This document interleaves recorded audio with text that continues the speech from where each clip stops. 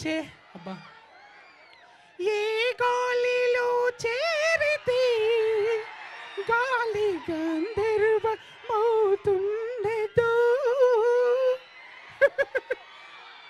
అవును మేడం పాటలు ఎంత మంచిగా ఉంటాయి కదా, కోకిల వాడినట్టే ఉంటుంది. కానీ మేడం ఎప్పటి కళ్ళు మూసుకొనే పాడుతుంది, ఎందుకో ఏమో. కళ్ళు మూసుకుంటే సరిగమ్మ పదదిశలు మెంటల్ ధమాకులకు వస్తాయి అన్నమాట. ధమాకుల మెంటల్ పెరగాలంటే కళ్ళు మూసుకోవాలి. కానీ నాయాసంటోడు కళ్ళు మూసుకొని వాడింది అనుకో ఫండ్లు గలీజు కనబడతాయి. నన్ను ఎట్లా గుర్తుపడతారు చెప్పుండ్రి, చెప్పాలనా? నా పండ్లు చెప్పుతున్నాయి నేను బిత్తిరిగా అన్నని, నా కళ్ళు చెప్పుతున్నాయి నేను సత్తిగానే అని కదా. అవును, మనం ఎరైట్గా ఉన్నాం కదా. మనం ఎట్లా అంటే ఇగో ఇట్లా రజనీకాంతం సార్ పెడతాడు, మళ్ళీ నేను ఆయననేమో ఇట్లా పెడతాను, నేను ఇట్లా పెడతా.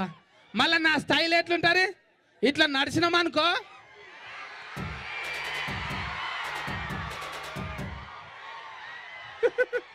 ఏ అమ్మా.